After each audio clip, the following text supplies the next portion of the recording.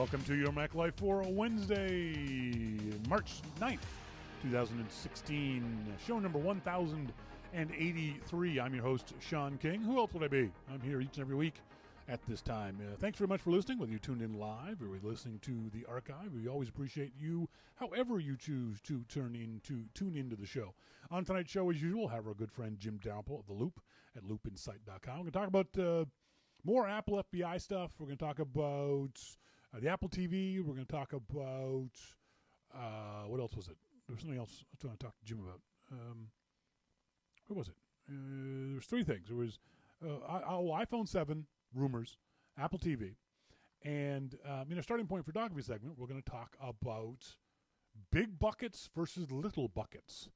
There's a question from someone in my meetup group who was asking about DSLRs and mirrorless cameras and stuff like that, and we'll talk about the difference between big buckets and little buckets. I'll explain that later on the show.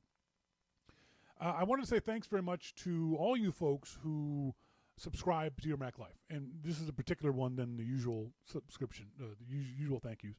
You can subscribe to Your Mac Life by going to the website, yourmaclifeshow.com.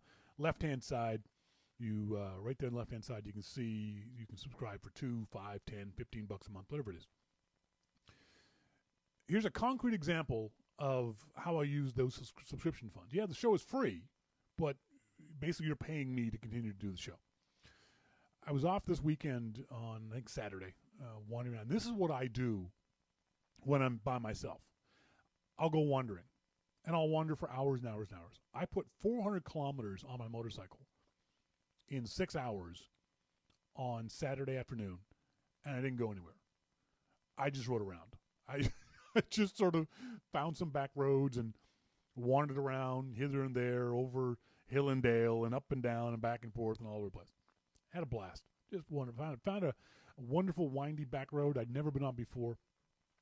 Rode that a few times up and down farmland. Really, really pretty.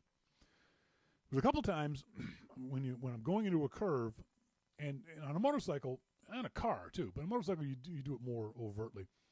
When you're through the curve, when you can generally see through the other end of the curve, you start accelerating, and it kind of pulls you through the curve. And it's really a neat feeling.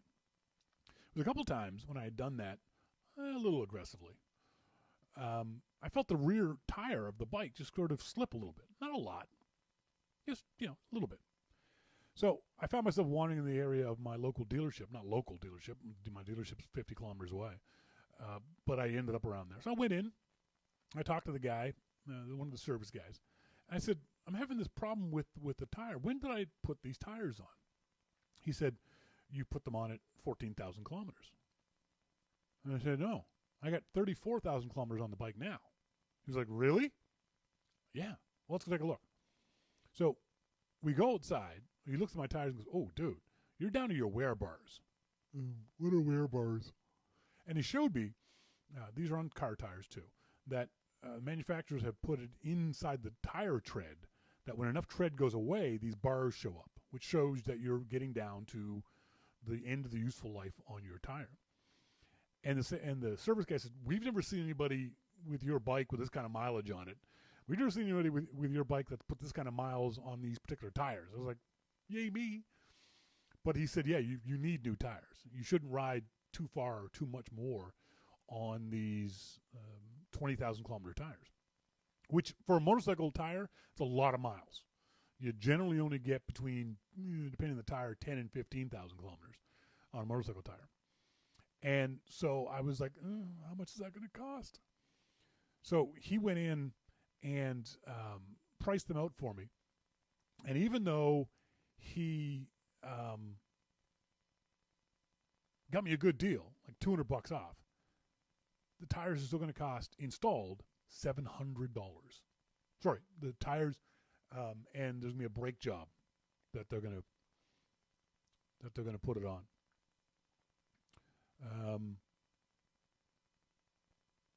So the problem is that it's $700. That's a lot of money, but that's PayPal money. That's subscription money. I've been saving it up for the last couple few months for just this kind of emergency. So the money that you guys subscribe to your Mac Life with, that's what I use it for these kind of emergencies that pop up. So yeah, it was like, ouch, that's not cheap. That's a lot of money. And the problem is the Canadian dollar isn't worth crap. The kind of tires I use on the bike are specific tires to that kind of bike. You can't use car tires on a motorcycle. You have to use, obviously, well, you can, but I wouldn't use car tires on a motorcycle.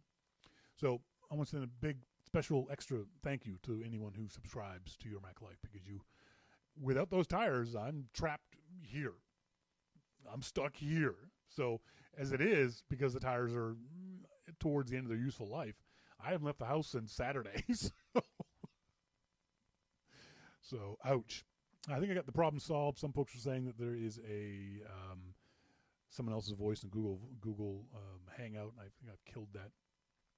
As we've said in previous weeks, we are testing out a new chat system. There's Sly was asking, what the hell is Telegram? Well, we have IRC, Internet Relay Chat, which has been around forever. And there's this new messaging client called Telegram. It's not new. It's been around for quite a while, but we're using it as if it were new. And Telegram allows you to do cross-platform chat. So if you have friends who are on Android devices or on Windows, you can chat to them from your Macintosh, from your desktop, from your iOS device, that kind of stuff. And we're using it for Your Mac Life, testing it out to see if it can replace, hopefully eventually, IRC. A lot of folks are intimidated by IRC. Telegram is very iMessage-like. It's as if you were joining a group of iMessage folks, but it's also got a lot more interesting features to it also. It's got bots, which can run wild, and at some point I'll test out some more bots. It's got inline images, so when you drag and drop an image into the window, it pops up in line. When you do that in IRC, you can only drag and drop a link to an image. You can't drag and drop the actual image itself. The quoting system, the reply system is much, much better in Telegram. When someone wants to comment on something they've seen scroll up in IRC, the person may not know what they're talking about, but in Telegram it really allows a really good quoting system.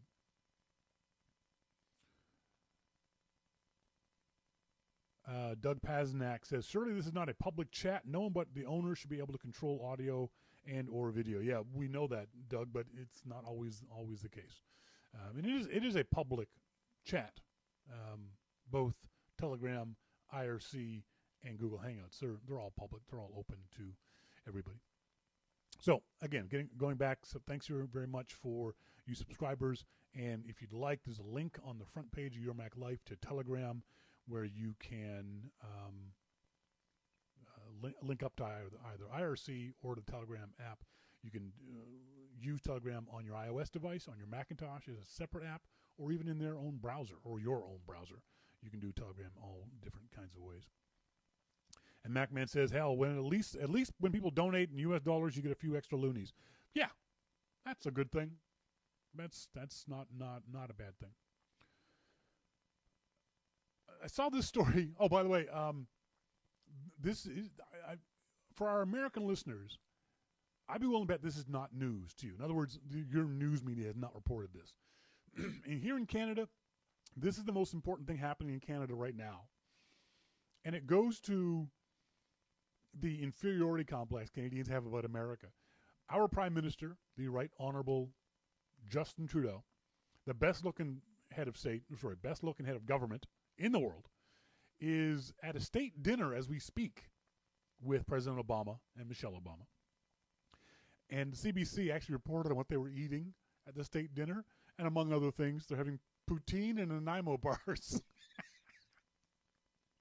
Which cracks up Canadians. You Americans are like, what's that stuff? But trust me, poutine is disgusting but tastes delicious, and Nanaimo bars are a particular kind of Canadian treat, very yummy, along with butter tarts. Something else I didn't know Americans don't have. But it's a big deal here in Canada. I'm able to lead all of our news broadcasts tonight, right now. It'll be a big, huge news. I'd be willing to bet. Oh, Sly says state dinner is tomorrow, I think. They just arrived today. Okay. But regardless, I'd be willing to bet your local news media isn't reporting on this at all. because no one in America cares. But I saw this story on the intrawebs today. What would you do if you found $200 at an ATM? What would you do? Well, what happened was this woman walks up to her local ATM. This was in North Vancouver. A woman in North Vancouver found herself in the exact situation recently. She was startled to see the cash in the ATM, looked around to see if the rightful owner was nearby to claim the money. They were nowhere to be found. While it would have been easy enough to take the cash, the woman reported it lost to the North Vancouver RCMP, who contacted the bank to advise them on the situation. All's well that ends well. But what would you do in this situation? What would you do if you walked up to an ATM and saw $200 sitting there? Now, obviously, someone had pulled it, made the withdrawal, and then walked away. The thing is, you have to turn it in. You have to, because the ATM has got cameras. And they're going to know you took the money. So you kind of have to turn it in. Let's assume there weren't cameras there. I'd look around for the person. I'd wait maybe half an hour, depending on what I was doing, for the person to come back. But I'd take the money. I'm sorry. I'm poor. I will be the first one to admit I'll take the money. I'll look around for you. I'll wait a period of time for you. I'm not turning it in. I'm sorry. I'm not doing that. Sherry says, turn it in. A, it's the right thing to do. B, cameras. But if there weren't cameras there, I wouldn't turn it in. I'm sorry. I couldn't. I couldn't. I'm poor. I need $200. I would do, my due diligence. Wait for somebody, look around, see if we can find them. If someone didn't come back after 15, 20 minutes, half an hour, I'm going to buy groceries. I'm going to go buy new tires for my bike. Sorry. If that makes me a bad person, I'm a bad person. But I got to admit that's what I would do. That's what I would do. Sorry. I know people are going to think I'm just an ass for that, but I just... And the other thing is, have you guys heard of a movie called The Trilogy of Terror? You might not recognize it. It was a movie of the week that came out in 1975. I don't remember a damn thing about this movie. It was apparently three parts. It was like a three-part movie of the week. One movie with three different stories in it. All I remember is that goddamn voodoo doll. To this day, that voodoo doll creeps me out. I can still mentally picture this voodoo doll. I can still see it in my mind's eye. And I remember how freaking creeped out I was. And I would have been, and the thing is, my mom would do this to me all the time. She would go play bingo. Babysitter would put us to bed. Mom would come home around 10, 11, 12 o'clock playing bingo with Chinese food. And because I'm the oldest, she'd wake me up. I'd come downstairs, I'd eat Chinese food with my mom, and she'd watch horror movies. But she watched classic horror movies that were on TV. So when I was a kid, I saw the original Draculas and the original Wolfmans and the original Frankenstein. I love those movies. My mom loved watching scary movies late at night. And so scary movies never scared me, even as a kid. They didn't bother me a whole lot. They still don't. I don't, horror movies don't scare me. But this one creeped me out. And the funny thing is, I was talking to a lady on Twitter about this called Diane Peterson. And Diane had mentioned, she said, I hope this movie never comes on video or that I can actually see this movie. And I said, why not? And she said something really interesting. It's because she wants to remember the fear of the movie as a kid. How many times have you watched a movie that you saw and liked as a kid and watched it as an adult, whether with your own kids or just as an adult, and the movie doesn't stand up very well? Happens to me all the time. I remember in college loving Blade Runner, thinking it was a great movie. I watched it 5 years ago. God, what a boring piece of crap Blade Runner is. It's just slow and tedious and just not interesting. Same with Apocalypse Now. I saw Apocalypse Now in college. And I watched it again 3 or 4 years ago. It's an awful movie. Stupid. So there's something to be said for leaving those memories alone. Good and bad memories. I don't want to see this movie again. Because I can still feel creeped out by the memory of this movie. So I kind of don't want to ruin it. I know it sounds kind of strange, but does anyone else feel that way? That you've seen old movies as an adult now and they don't stand up very well? Yeah, I thought that was very funny that both Diane and I had the same feelings about not wanting to see this movie again because we want to keep the memory of the weirdness and the creepiness of it. Folks, later on the show, we'll be talking in our starting point for Dogma segment about big buckets versus little buckets. But up next, we're going to talk to our good friend Jim Dalrymple of The Loop at loopinsight.com about iPhone 7 rumors, and we're going to talk about the Apple TV as well. All that and much, much more coming up. This is your Mac Life.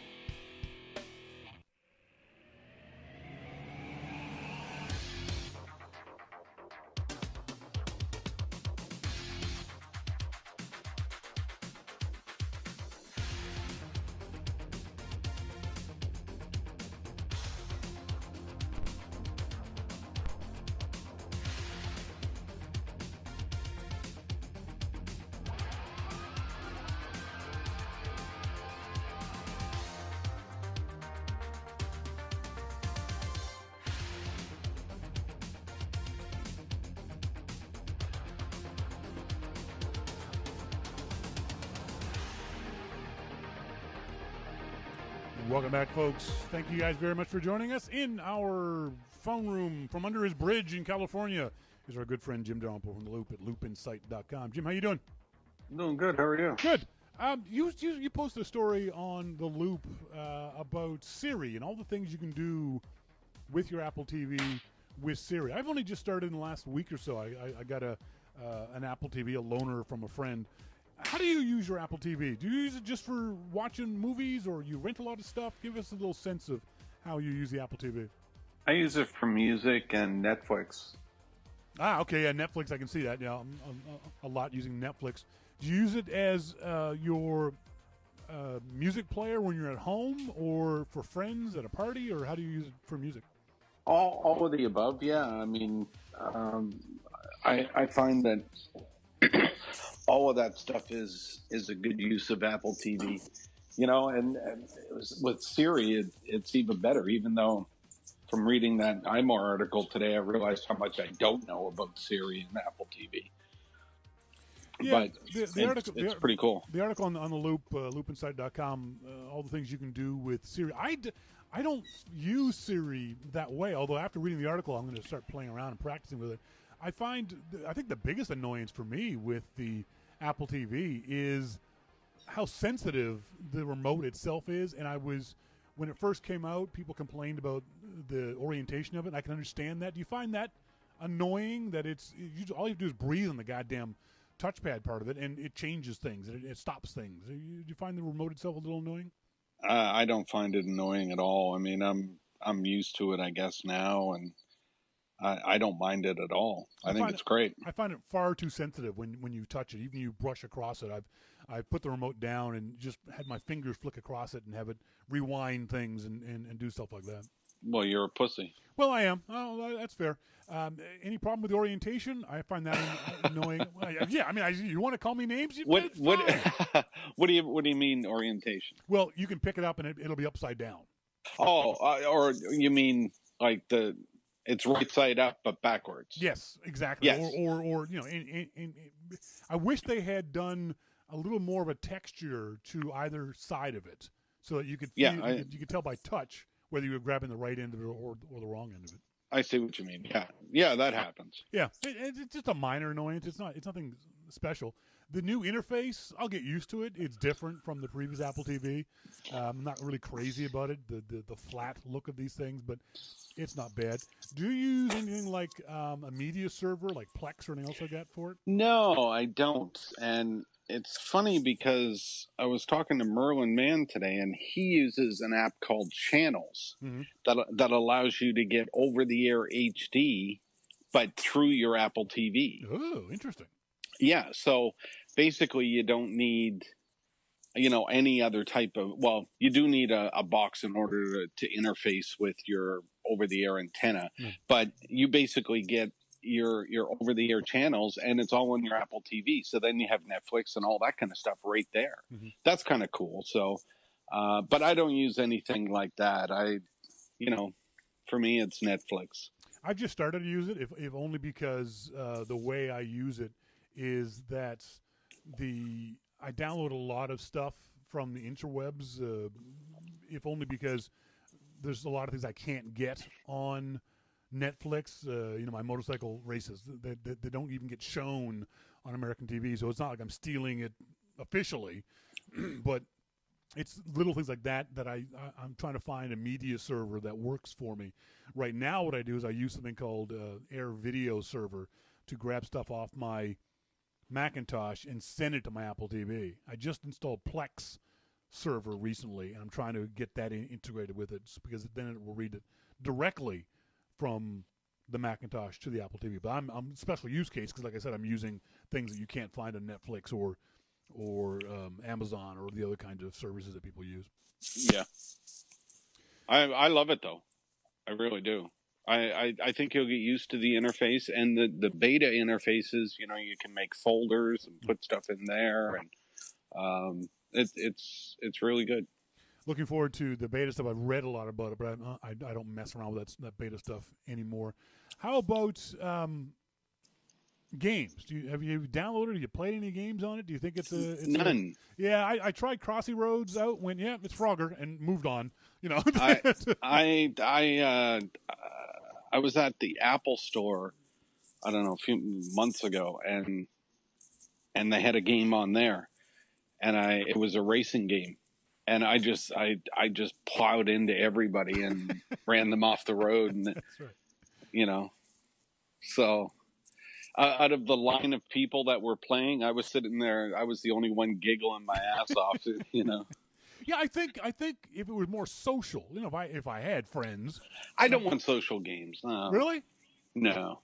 See, no, I think with a bunch of friends together, there's a couple of racing games that you can play. There are Pictionary type games. There are card games, poker games. I think that's the only way I play games on my Apple TV.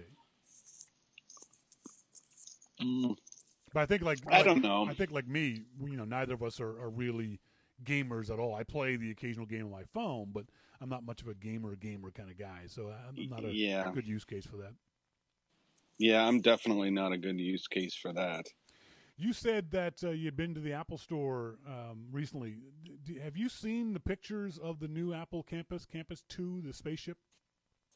I've seen pictures. It was really interesting to see that Mashable, Apple sent Mashable a bunch of pictures of the new campus. I thought that was an interesting story. Now, whether no one else asked for them, Apple's just waiting for folks to send them pictures. But that one picture of the new theater that Mashable posted from Apple. That thing looks amazing.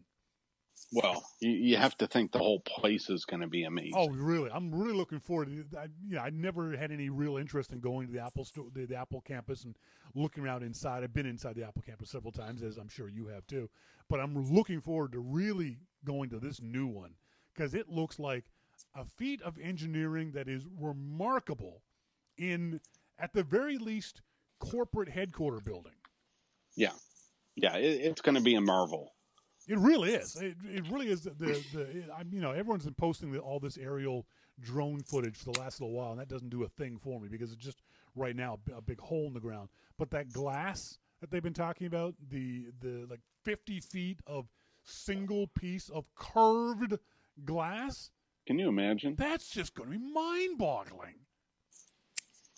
And there's no need for temperature controls because it's all done with, with the design of the building. Holy crap! Yeah, it's. I haven't spoken to anyone at Apple about this, and I don't know if you have either. But I'd be really curious. I hope that Apple does something once this is all done in a year and a half, 2 years.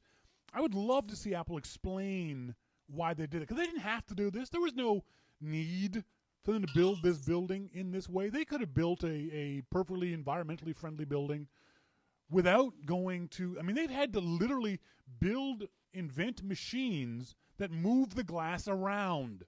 It's not just the glass itself. They're inventing new machinery to move the glass. Well, there was a need for it, really. Steve wanted it. This is true. But you understand what I'm saying? That it's just kind of remarkable that they would go to this kind of effort. Yeah.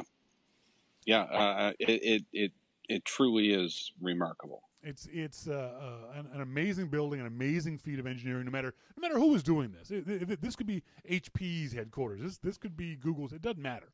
This is an amazing thing. I'm really, really happy that Apple's doing it. But whoever's doing it, this would just be incredible. And I'm dying to go and see it. I think it's opening in late 2017. I'm sure they'll have a big to-do about it, and I'd love to be able to go down there and see it. Arkstein says Apple had to build the building that makes sense for them. I understand that, but I'm curious to know why they felt this building makes sense for them, if you understand what I'm saying. Yeah, well, I think a lot of it came down to the engineering part of it, and, it is huge. It's a monster building. If you drive by the area where it's being built, it's like it's huge. There's just no way to explain it.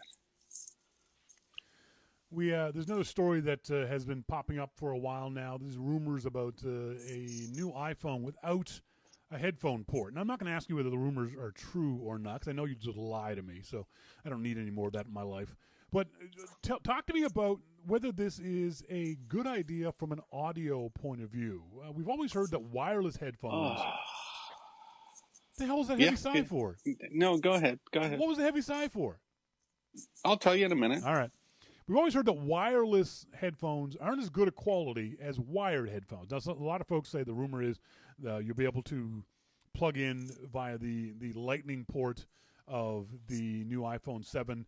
I don't know if I like that idea because that means you probably can't charge and listen to music at the same time. But a lot of folks are also talking about either Bluetooth headphones or those kinds of things. So are Bluetooth headphones good quality headphones?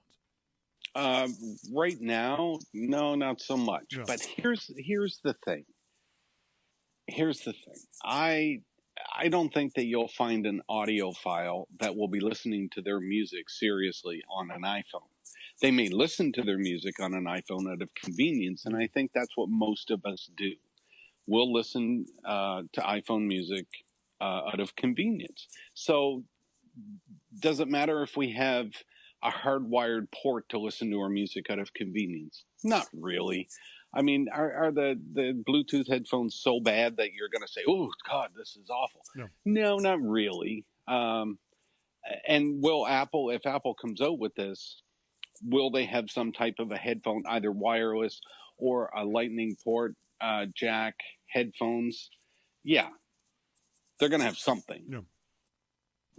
So I'm not really concerned about it, to be honest. I mean, the people that are audiophiles that complain about the quality of music, they do have a point, and those people will listen to their music on $1,000 headsets, or more. So it's not a real big deal. If they go out for an afternoon, they'll probably grab their headphones and put them in like the rest of us do. So I don't see it as that big of a deal. I mean, Apple's going for the lowest common denominator, and with consumers, that's people are going out and they're going to do their thing. Maybe they'll come up with some new technology for wireless that makes it sound better.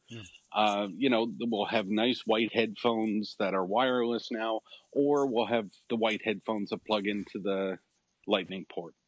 So either way, we'll be looked after.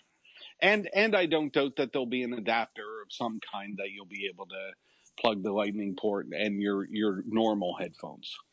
Is the 3.5 millimeter headphone jack, which is ubiquitous on all audio devices, is that really such a bad thing? Is that bad audio quality? I mean, we've got that port is in everything. It's literally universal for any audio gear that you might have, whether it be mixing boards or recording devices or phones. Is it that bad that it needs to be replaced? Right. No, it was invented in like 1740. Yeah, exactly. This thing's been around forever. And nobody, thought to change it but see, this is the power that Apple has. They can change things like this and make a change. Yep. They didn't really have that power when they took the floppy disk out of the first iMac, or the CD drive. They did have the power when they took the CD drive out, but they added USB in the original iMac, and they weren't the first. They didn't invent USB, but they made it a technology that everybody could use. So I think now it's even better for them because they can say, we're not going to put a headphone jack in, and other people will follow. They will follow, because the biggest space right now for the iPhone is the headphone jack. Yeah. So if they take that out, maybe the phones can be even thinner. Maybe we'll fold them up and put them in our pocket. Doug Pasnak in the Telegram room says it's also 100-year-old technology. But there's nothing wrong with 100-year-old technology if it works. The paperclip. Well, that's just the paperclip it. Is 100-year-old. The paperclip is 100-year-old technology. We're not trying to reinvent the paperclip. That's what I'm trying to figure out, is why is Apple rumored to be replacing what seems to be a perfectly good technology? Because I don't think that there's anywhere else that they can shave off things. I mean, we're talking, if you listen to those videos when they're doing design videos, they're talking about tenths of a millimeter that they're shaving off things.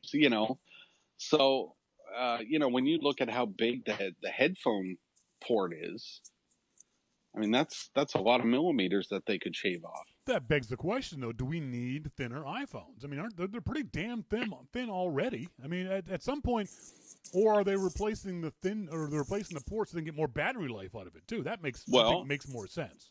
You could get more battery life out of it, which is more important. I would argue battery, especially if there's another vehicle, another way to listen to music, and whether that's wireless or wired. As long as you can do it, then that's great.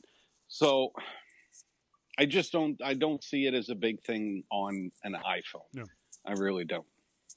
Let's move on. There was an interesting story in Fortune earlier this week. These employees can get Apple Watches for just $25. So what it is the companies are subsidizing your Apple Watch purchase for employees in order for them to get healthier. And as long as the employee, I think over a 2-year period of time, meets certain health goals, they don't get charged the full price for the Apple Watch. My question to you is, when do the Loop employees get our Apple Watches?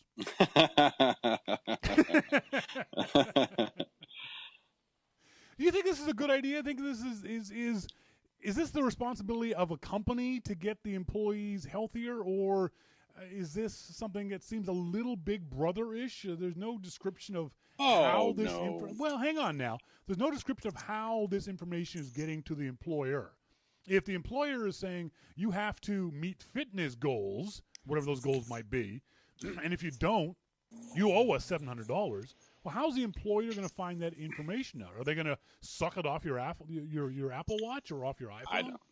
I don't know, but I think it's a good idea. I mean, there are people out there, whether they're at Apple or other companies, that have seen the success stories of people with an Apple Watch, and they just maybe they don't have $350 or $500 Yep. to do that. And if a company can say, "Hey, and we'll give it to you for $25, but we want to see that you're actually using it for this," I'm great with that. I think it's a good thing. But my question is how is the employer going to verify? Does it look like I work for HR? No. See, that's my concern. Is this is a whole data security privacy thing all over again. This is something people have to start thinking more and more about. Yeah, I'd love to have an Apple Watch for $25, and if it means that my employer says, "Okay, Shawn, it means you have to walk 10,000 steps a day for over a period of time," I'm like, okay, but how do you prove that? I don't want my employer sucking data off my phone. As someone says in the Telegram room, if the employer is paying for your health insurance, it doesn't matter if they're paying for my health insurance. I get that this is a way for the employers to theoretically cut down on the cost. Healthier employees obviously cost them less money in health insurance, but at what cost to the employee? Well, I don't know. You may be looking a little too deep into it. Well, someone's got to. Well, that may be true, but sometimes you just freak me out. Yes. Let's talk about something a little happier. You posted up on The Loop this week. Stevie Ray Vaughan live in Nashville. Amazing guitar player. For some of you younger folks, you may not know who Stevie Ray Vaughan is. You may not have ever heard him. Go and find out who Stevie Ray Vaughan is. Yeah. I'm asking you that. I'm mentioning that because I want to ask you, what's the best concert you've ever been to? Oh man, I don't know if I can answer that. I mean, I really don't. Stevie Ray Vaughan concert was absolutely incredible. Yep. When I saw him, Ozzy, Black Sabbath, Rolling Stones. I mean, and then I saw Heart play at like a 200-person room in LA at a party. Heart. And I was on their tour bus too, so that was nice. That helps with your memories. And I saw a Puddle of Mud in LA. Yeah. Just some amazing bands that, some of them were big shows, some of them were small shows, yep. And they were just amazing stuff. So, yeah, I don't know if I can reasonably answer what was the best. Yeah, you've seen obviously a lot more bands and a lot more stuff than I have. I think one of my favorites of all times was a band here in Vancouver. I'm sorry, not a band here in Vancouver, but at a venue here in Vancouver. Again, one of those small, intimate little places. A place called the Commodore, which is an amazing place to go see a band. I don't like the arena shows. I think the sound quality in an arena show is awful. But it was a band that I've always loved called Concrete Blonde. Lead singer, a woman named Jonette Neapolitano. Fantastic. That was probably my best single band concert. My best multi-band concert. I said this on The Loop. It was in Montreal, and then maybe because I was 17 when I saw it, but it was the opening act was Stevie Ray Vaughan. Yeah. And no one had ever heard of this guy before. We had no idea who we saw his name in the program. We thought, who cares? And then we heard him play guitar, and we were just like jaw dropped. Yeah. Unbelievable guitar player. Just absolutely incredible. Yeah, the man is completely, totally amazing playing guitar. Yeah. I'll even throw in the last concert that I saw was Metallica at AT&T Park in San Francisco on the eve of the Super Bowl. No. It was outstanding show. They killed it. I was thrilled with that concert. Are there some bands that didn't match up to their hype? I would have guessed, and you proved me wrong by your statement. I would have guessed the Rolling Stones, because they seem to be so in the stratosphere that seeing them live couldn't possibly match up. But you said it was one of your favorite concerts. Well, I was backstage at the Stones too. Oh, so shut up, man! That made a difference. That helps. That helps. But no, really, I was actually on the stage when Alice Cooper, who opened up for them, was playing. Wow! So that was kind of cool. Yeah. I don't know. I mean, the Stones. It's one of these. It's the first and only time I've seen them. And when they come out and they start playing these old songs, and Keith Richards is jamming away, and he's got the cigarette hanging out of his mouth, and he's just wandering around the stage like he has been now for 50 years. Yeah, no kidding. It's something. It really is something. The one for me that was the most hyped, or the one I was most excited about, that was the most disappointing, was, and this is kind of ironic considering there's a movie about him coming out soon, Miles Davis. I saw him here in Vancouver at the Orpheum, and I didn't know, I loved his music, but I didn't know anything about him as a person. And this was in the days before the internet, so I couldn't even looked it up. But it turns out Miles Davis was really, really annoying in concert because he had a wireless mic on the end of his trumpet, and he would wander around like off stage. He would go and sit behind the drummer for like 4 or 5 songs. And I'm like, dude, get up front. Yeah. I paid $75 to see your ass. I want to see you. Weird ass little black man. Come here. I've never been a fan of Miles Davis. To be honest. That's the kind of stuff I grew up on. So for me, it was a big deal. He was a bit too swirly for me. His playing. I like more melodic type music, and Miles was. Damn, he was all over the place. He really was, man. And as much as I tried to listen to Miles, and knowing that he was, a legend, yep. I couldn't do it. I finally just said, yep. That's it, Miles. You're done, baby. And it's absolutely true. It's one of those things that. The image of the person makes you say, well, I should like this guy. But Miles Davis' particular brand of jazz, and he didn't call it jazz, his particular brand of jazz is not for everybody. It's not something that everybody can just go, oh, I love this kind of stuff. It can be really weird. Yeah. It was very experimental at times. And for the most part, it was. Now, for me, for jazz, I loved Chet Baker, who's a great jazz trumpet player. Yep. I just love Chet Baker, and of course Satchmo. Yep. You can't go wrong with Louis Armstrong. Yep. That stuff is my type of jazz. This stuff that's all weird and wild, and it actually makes me angry. Like I want to hit somebody. By the way, did you watch that Chinese heavy metal thing I sent you? No, dude, you got to go watch that. It's just bizarre. But the thing was, the lead female singer at one point is channeling Ronnie Dio. Wow. Yeah, she's really good. It starts off really like that weird. It's funny how music is different in different areas, and I think Chinese music in particular, and I hear a lot of it here in Vancouver, to our Western ears is really discordant. It doesn't make any sense to us. It's got these really pingy kind of sounds that because we're not used to it, we don't think it sounds very good. So the video starts off with weird Chinese instruments and weird Chinese noise. And then all of a sudden this female singer comes out and she starts singing and you're like, damn, girl, you got a voice on you. Yeah, you gotta go watch that, man. It's really, really cool. I thought it was Japanese. No, Chinese. Oh.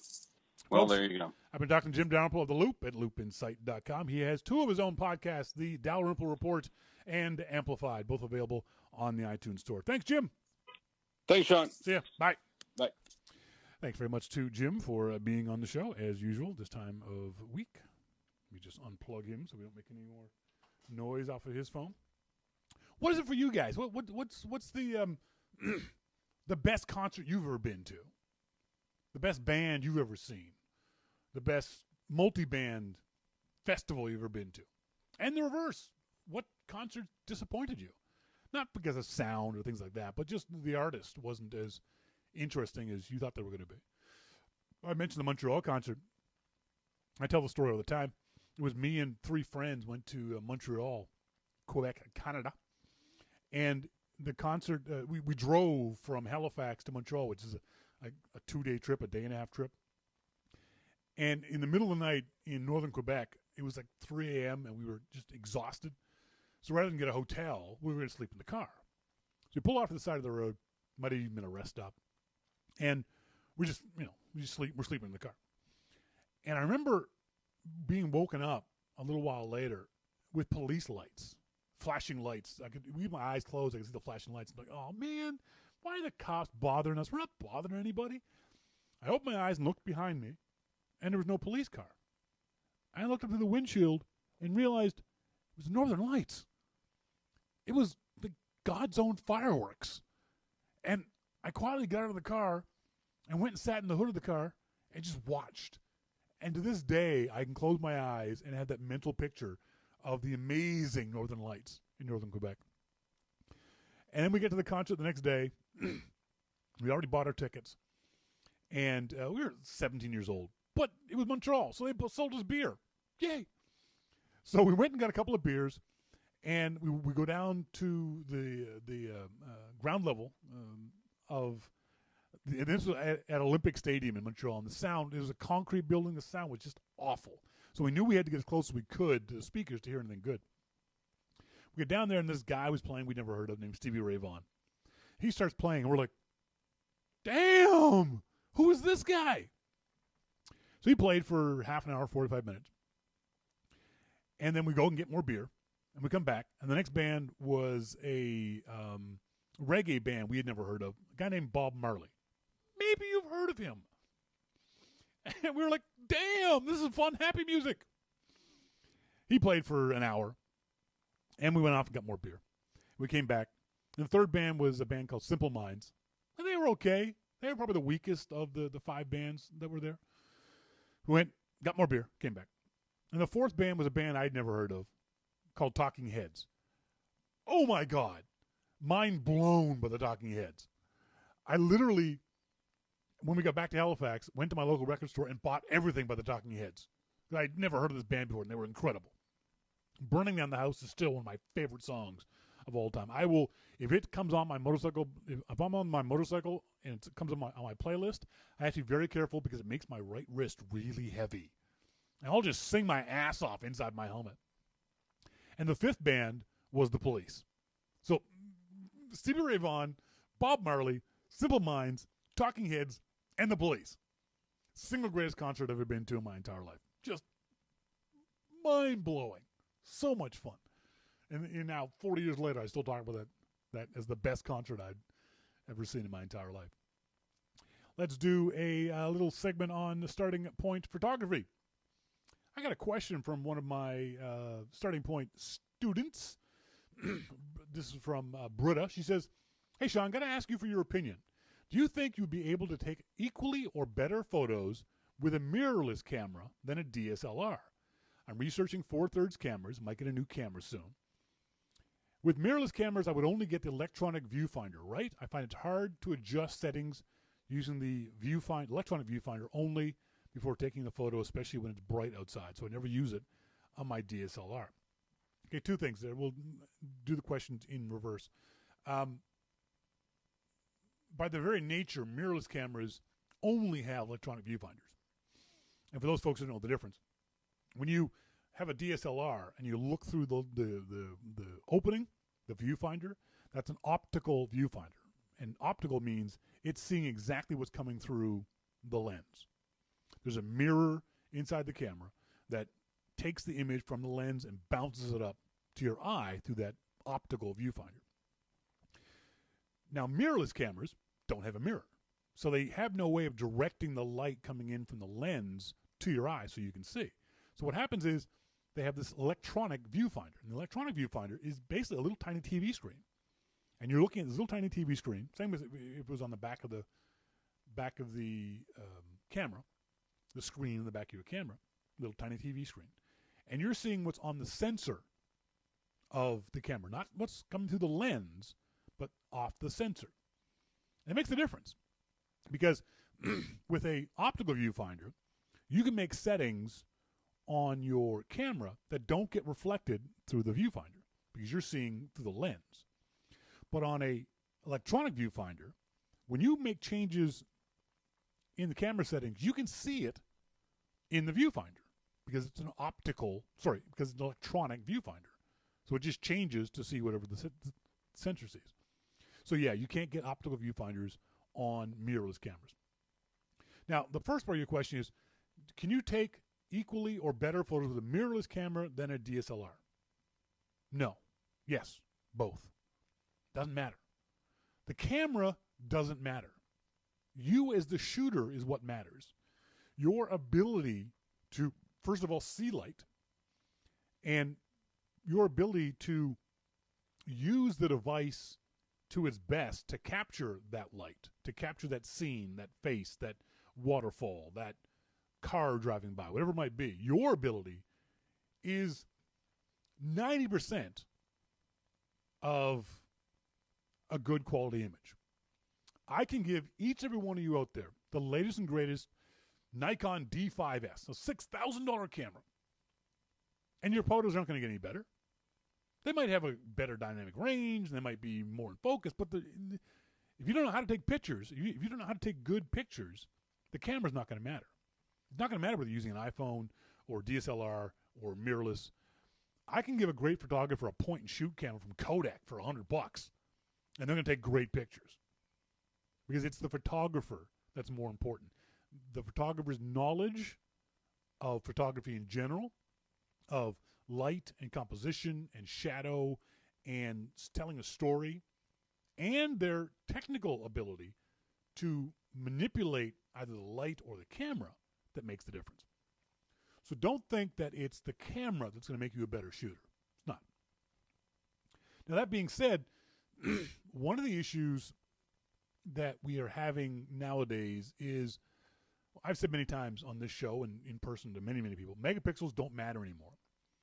Every camera you buy nowadays is going to have 10 or greater megapixels. And there's a certain point, I think we're reaching that point, if we haven't already, where too many megapixels is actually a bad thing. It actually becomes detrimental to your photography. What's more important nowadays in your camera is not the number of megapixels, it's the size of the sensor of the camera. It's how big the brain of the camera is. Megapixels, in and of themselves, no longer make a whole lot of difference. And I'll see if I can't find an example of that for you guys. One of the things I've been telling folks is that, and you can go on websites like DP Review and a bunch of others to find out exactly what the sensor size is of the camera that you are thinking about buying. Basically, it goes from regular everyday camera phones to point-and-shoot cameras to mirrorless cameras to DSLRs. That's the size of sensors. I'm going to see if I can't pull this up for you guys. No, I can't. Shoot. All right, never mind. Hang on. Can I zoom in? I can't zoom in. All right. This is from a slide of my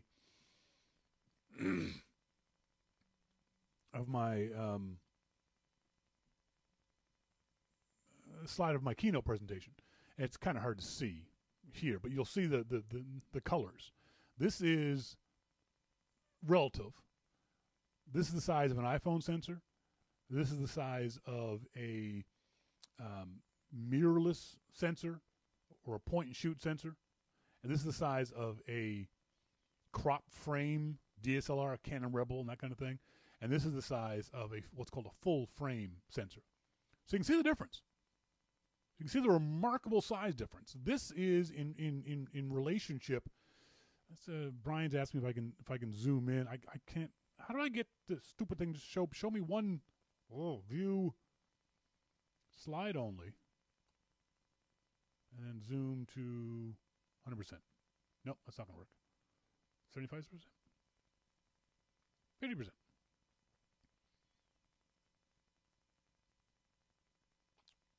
Hide the inspector. There we go. That might be a little bit better. So you can see iPhone, micro four thirds or mirrorless camera, APS-C or Canon Rebel type camera, and a full frame camera.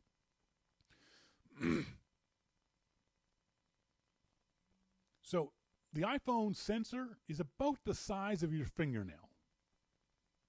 Think of it like that. Maybe that will help you get a mental picture of the size of the sensor. Now let's assume that all of these sensors have got the same number of megapixels. Let's say it's 10, just for the sake of argument. So you've got 10 megapixels here, 10 megapixels here, 10 megapixels here, 10 megapixels there.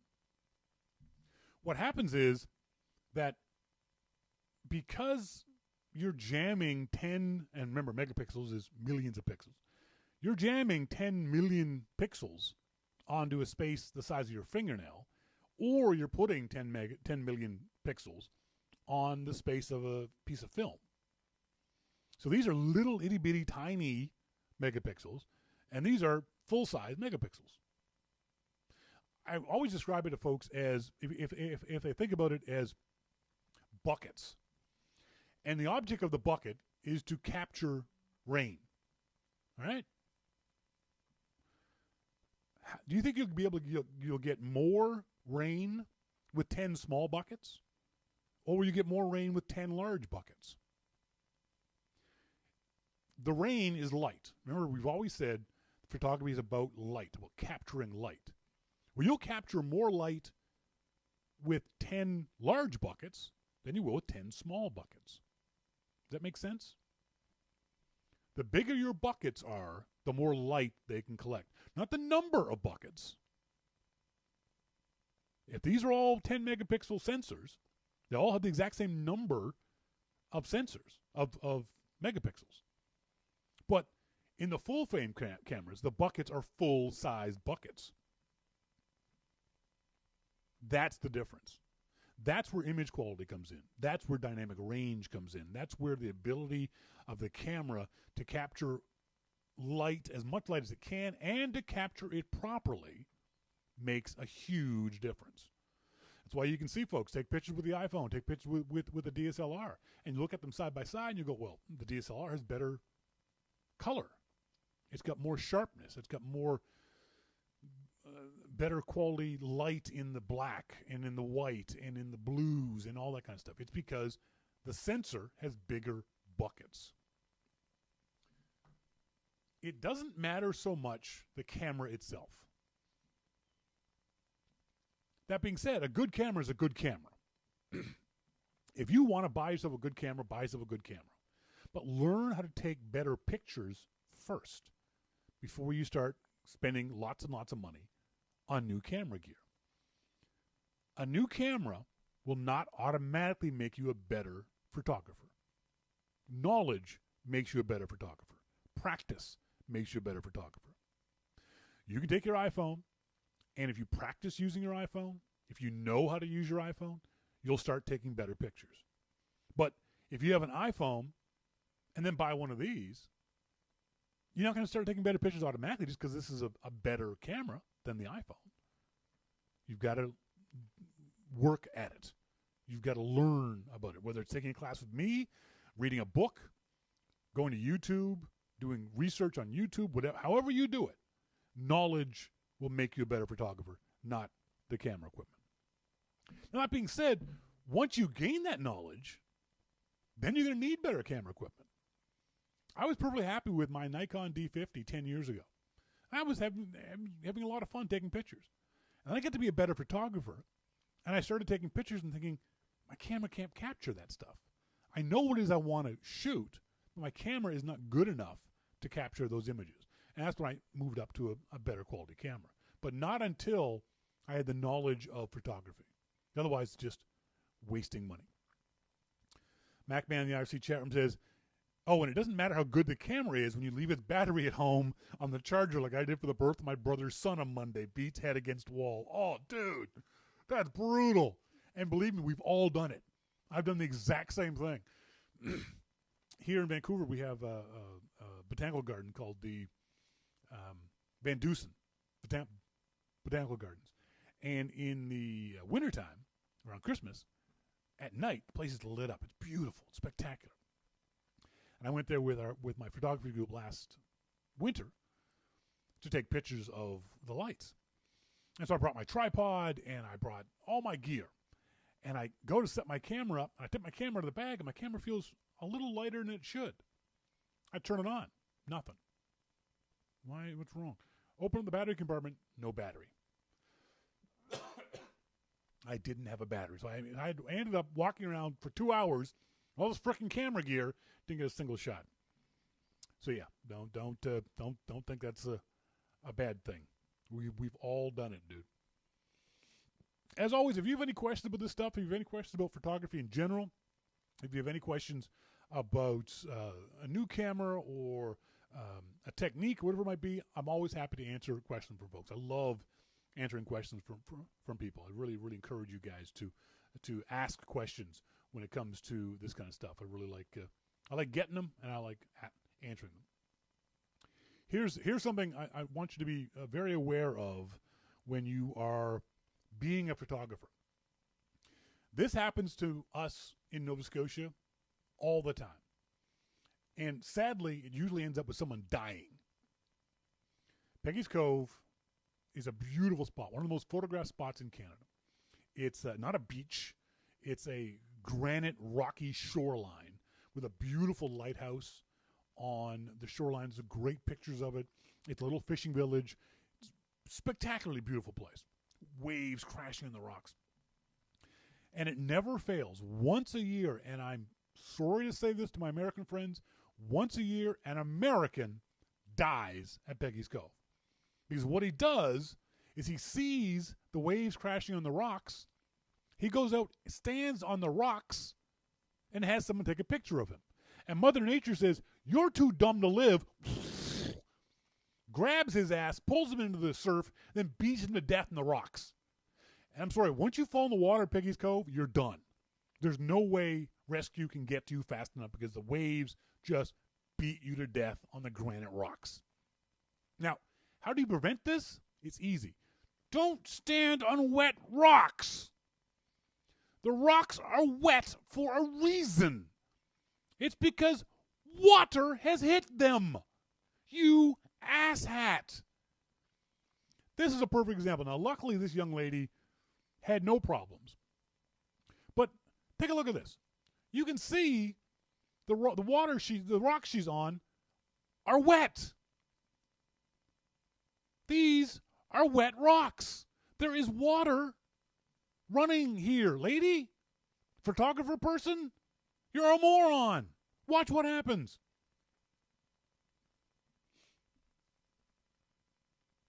So, did you see the water flowing in front of her?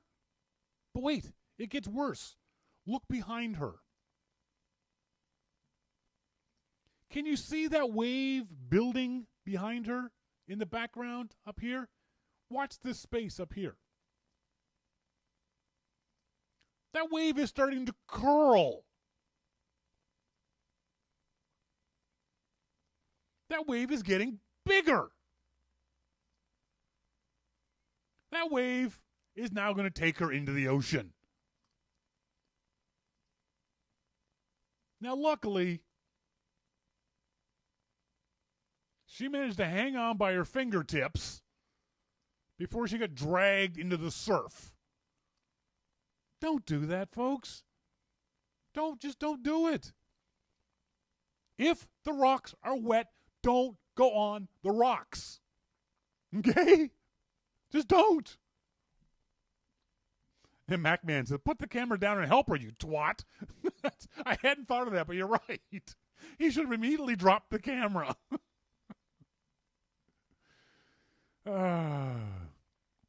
Sherry Keller in the Telegram room says, "Ugh, they're talking about putting fencing on some of our most beautiful hiking trails that have cliffs here because of stupid people." Yeah.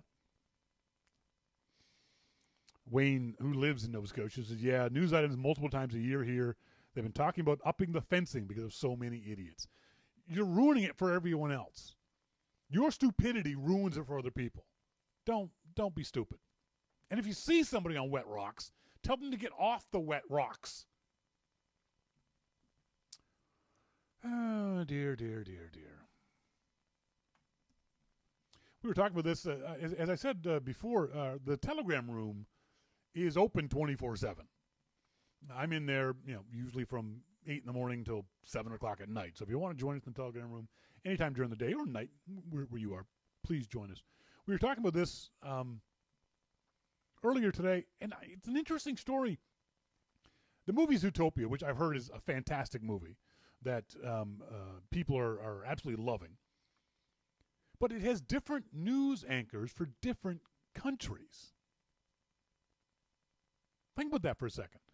They change the movie depending on the country it's in.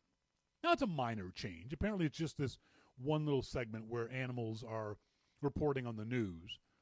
In Canada, in North America, oddly enough, it's also in the States, it's a moose newscaster with Peter Mansbridge as the voice of the moose. For Canadians, you all recognize that name.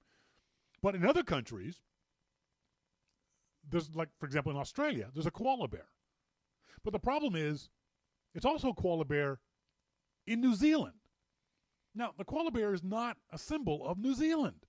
So now people in New Zealand are a little pissed off.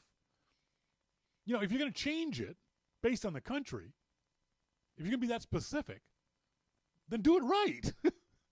So New Zealanders are pissed off at Disney for doing this. I don't like the idea of doing it just in general because you're not seeing the same movie as everybody else. Now, it might not be a big deal. I don't know how long this scene is. It might be a 10-second scene. But it still means that you're seeing a different movie depending on where you're from, where you live. I think it's a good thing. Because what happens when producers of movies decide to take this to the next logical step? That there's a movie where the bad guys are the Chinese. But in China, they change it so the bad guys are American. That's a fundamentally different movie, perhaps. The thing about movies is, and TV shows for that matter, it's a common cultural touchstone for all of us. We all saw the same movie. We can all make the same joke about the moose. We can all describe the same situation. But if we're all seeing different movies, it might just be me. It might just be me being a little pedantic about this, but I just don't like the idea of all of us watching and seeing and viewing different things depending on where we live. Going back to the fencing idea, Monty says, we don't need more fencing. The lack of fencing helps reduce the global population of idiots. Except, Monty, if that idiot has procreated, doesn't matter. He's already passed on the stupid genes. Again, the logical conclusion of your statement is that if you're stupid, then we should throw your children after you. Just to be on the safe side. Because you passed on the stupid gene, and so we want to prevent the stupid gene from spreading, so we've got to get rid of your kids too. Monty says a high school teacher died here over the weekend because he went hiking and went off trail and fell and died. Now, some cases, those kind of fencing things are good because the trail isn't stable or things like that. I think if it's your fault, then I have a little sympathy for you. But we've all heard stories of people who, the trail collapsed on them for no fault of their own. They weren't being stupid and going on the edge of the cliff or things like that. Anyway. Sherry Keller says, I think it's fine to edit for different languages, but, DJ McIntosh in the Telegram room says, Pixar re-renders text on signs in the movies for the native languages. Doug Pasnak says, Movies get edited routinely to remove phrases and scenes that might offend different markets. And Sherry Keller says, I think it's fine to edit for different languages, but like I said earlier, it's easy for producers and governments to other different cultures because it's easier to hate someone you see as being subhuman. And see, there's the problem. There's the problem if this goes too far. If this goes down the proverbial slippery slope of making changes to this stuff because, we might offend. Because those people over there might get offended. So now we're going to replace that offensive thing with something else that's less offensive. Let's get to your emails. As always, send us emails to onair@yourmaclifeshow.com. Love getting emails from you guys. During the week, if you want to, you can always send me emails to Shawn at yourmaclifeshow.com or during the show to onair@yourmaclifeshow.com. Wes Nelson says, Trilogy of Terror. I love that movie. The voodoo doll cracked me up, but Karen Black crouching in wait for her daughter to come through the door after she was possessed by the demon inhabiting the doll was much creepier. I found the doll insanely creepy. I don't remember the ending of the movie, as you pointed out, as you mentioned, Wes. But now that you mention it, I remember. You're right, that was creepy too. But yeah, I found the doll insane. And the thing was, we were talking about this in the Telegram room earlier today, and Sherry started to watch it. I said, no, Sherry, you can't watch it that way. You got to watch it the way it's meant to be watched, in a dark room, snuggled up on a couch with a bowl of popcorn, with all the lights off. That's the way you're supposed to watch these movies. That's the way they should be watched. Just going through my emails, getting rid of the spam.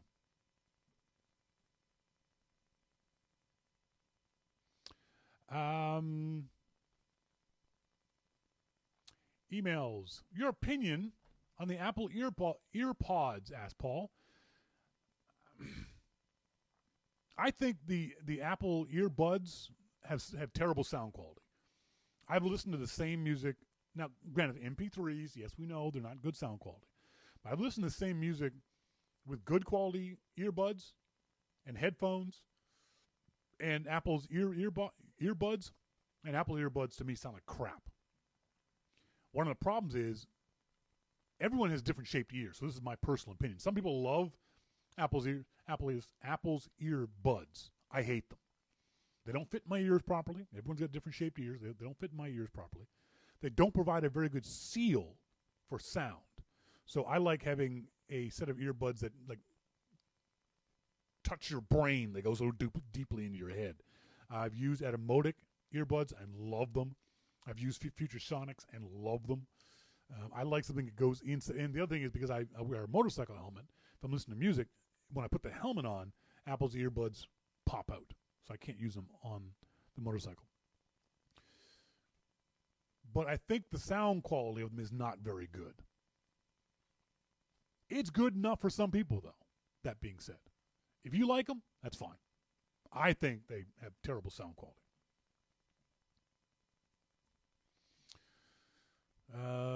Donald Hennessy, Long Island Macintosh mug, DH, when he makes it in the chat room. I've been meaning to send this to you. Hope it helps you get through a rainy Vancouver week. It's a follow-up comment on your remarks a few weeks ago. On the first library you went to as a kid, I think yours was in Halifax. Yes, it was. The first library I was allowed to walk to myself was in my hometown of Brooklyn, New York.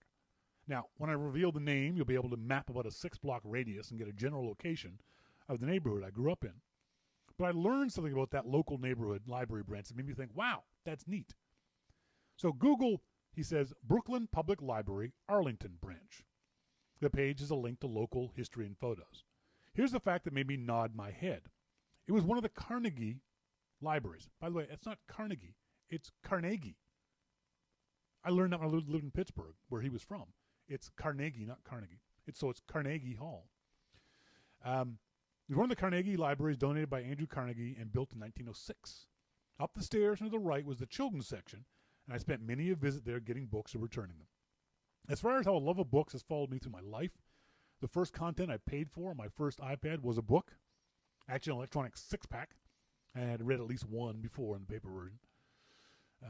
He's getting 2 grandkids on the school bus tomorrow and driving to Pennsylvania, shopping and stuff, and staying Wednesday night in Clinton, New Jersey. Hope to hear the YML show.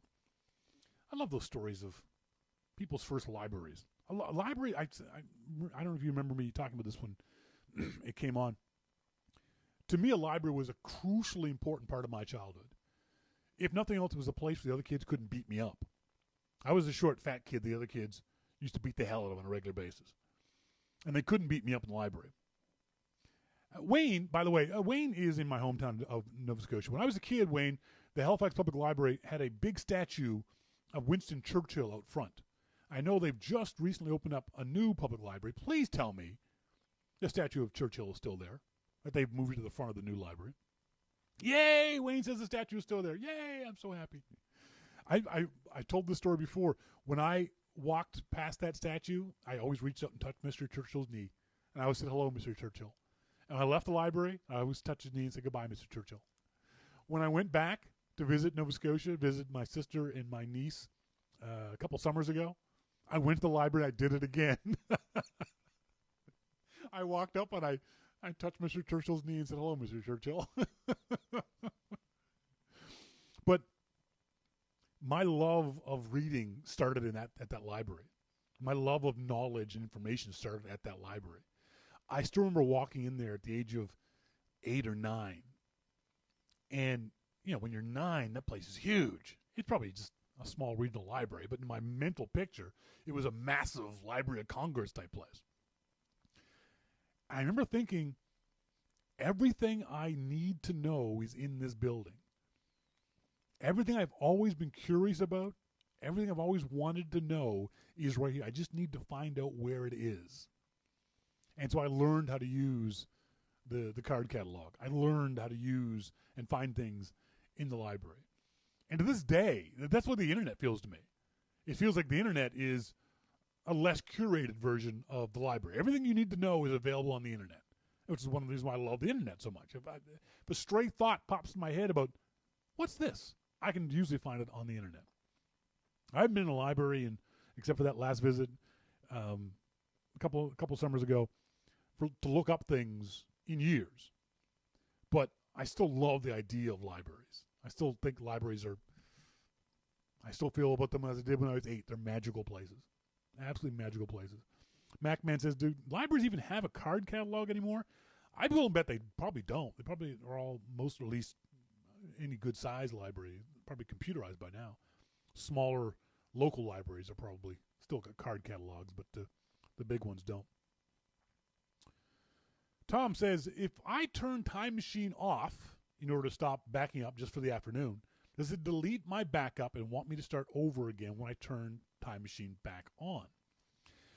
If you turn Time Machine off in the middle of a backup, it will delete the incomplete backup. If you turn Time Machine off just in between backups, no, it will not delete the old backup. It'll keep the old backup for as long as it needs it. I've got an old time capsule here that probably last time it was backed up was a year ago. If I turn it on now, that year-old backup will still be there. So don't worry about that. You can turn Time Machine off in the middle of a backup, but it will delete that backup, the one that you're doing right then. Talking about passcode, Robert Studer said from last week, Bob, it's not just what's stored on your iPhone. If you have Apple Pay set up, they could buy stuff with your passcode. Yeah, that's right. If you don't have a passcode set up, people could buy stuff with it, and you don't want that to happen. Folks, want to say, I'm going to get out of here. I think we're done for the evening. Say thanks, as always, to our good friend Jim Dalrymple at The Loop at loopinsight.com. Also to my friend Britta for asking the question about mirrorless cameras for our Starting Point photography segment. As always, if you have any photography questions, let me know. Oh, and by the way, if you somebody was asking me about this before, and I guess I stopped talking about it, but Maurice and Jason and a few other folks have asked me about it in the last little while. The Starting Point photography segment, the Starting Point photography live classes. I do these live via Google Hangouts classes that you guys can sign up for. They're usually one-to-one classes because most of the time these are on-demand classes. So what that means is you tell me when you want to do the class. And it's 2 classes. One on how to shoot better with the camera you already have, and then one class focused on DSLR. So if you're interested in either one of those, let me know. Go to the website at startingpointphotography.com and check it out and see if something you might be interested in. As always, thank you guys for being tuned in the show. I appreciate you guys listening to the show, whether you're listening in live or whether you tuned in to the archive like so many of you are. And as always, I encourage you to help me buy motorcycle tires. Subscribe to Your Mac Life for $2, $5, $10, $15 a month, whatever it might be. Go to the website, yourmaclifeshow.com. The left-hand side there, you can subscribe. It comes out of your PayPal account, or you can use a major credit card. Until next week, as always, folks, I've been Shawn King, and this has been Your Mac Life. See ya!